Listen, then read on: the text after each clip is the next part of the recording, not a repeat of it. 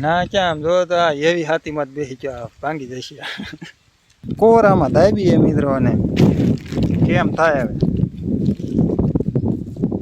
તો મિત્રો આજ છે ને અમે વાવવા વ્યાય આવે આ થોડુંક આપણે આ કેરા વાળું બાકી હતું ને એમાં કીધું વાવી દઈ વાવવાની છે આપણે આવડી આ તુર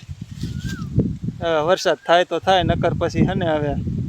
પાણી પાવાનું ચાલુ કેરા તો બાંધેલા આપણે કમ્પ્લેટ આપણે આ વિશાલભાઈ જો બે ભાઈ થઈને વાવી છે હવે તુર મિત્રો 9 કેરા જેવું છે તો હવે વાવી દઈ કરો વિશાલભાઈ ચાલો હું કેમ કરું વાવી દઉં હે ને વાવી દેવાનું હોય આમાં શું આપવા જો મિત્રો વિશાલભાઈ કીધું ચાલુ વાવવાનું હવે હાલો આપણે મંડી વાવવા આવે તો આપણે કરી મિત્રો પાછું વાવવાનું ચાલુ હવે સમજ્યા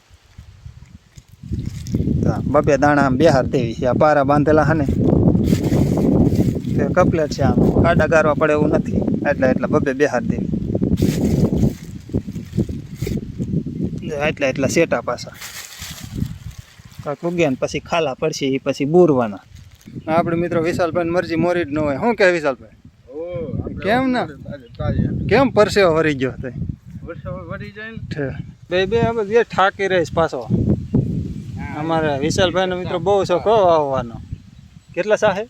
3 4 છે 5 હા હાથેળી એમ તો મજબૂત છે મજબૂત